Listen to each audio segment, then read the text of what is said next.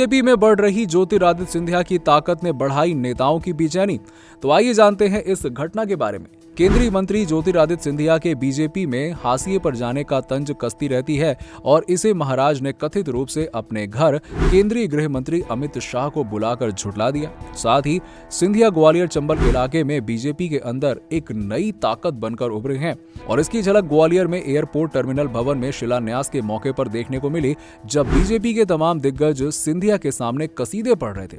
इससे साफ है कि बीजेपी के अंदर ज्योतिरादित्य सिंधिया का कद बढ़ा है। तो वहीं दूसरी तरफ सिंधिया की ताकत बढ़ने से ग्वालियर चंबल के बीजेपी के कद्दावर नेताओं की बेचैनी बढ़ रही है। दरअसल ग्वालियर चंबल इलाके में ज्योतिरादित्य सिंधिया के आने के बाद बीजेपी के कई पुराने नेताओं के सियासी करियर पर संकट दिखने लगा है। 2020 के विधानसभा उपचुनाव में पार्टी ने अपने तमाम पुराने दिग्गजों को दरकिनार कर सिंधिया समर्थकों को टिकट दिया था। उस वक्त भी उनकी नाराजगी बीजेपी को झेलनी पड़ी थी, लेकिन ज्योतिरादित्य सिंधिया के आगे किसी की नहीं चली थी।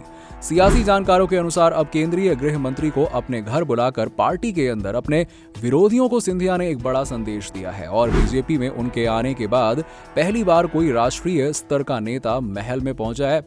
इसके साथ ही सिंधिया अपने विपक्षियों को भी साधने की कोशिश में जुटे हुए। संपत्ति को लेकर उनकी बुआ यशोधरा राजे से लड़ाई जग जाहिर है, लेकिन अमित शाह के महल पहुंचने पर यशोधरा भी साथ दिखी। और वहीं सिंधिया और कैलाश विजयवर्गीय एमपीसीए के जमाने से एक दूसरे के धुर विरोधी रहे हैं, लेकिन सिंधिया उनसे मिलने इंदौर में उनके घर गए। कुछ दिन पहले बाढ़ प्रभावित इलाके के दौरे के समय गुना क्षेत्र में सिंधिया पर भेदभाव का आरोप लगाने वाले सांसद केपी यादव उनकी गाड़ी में बैठे दिखे।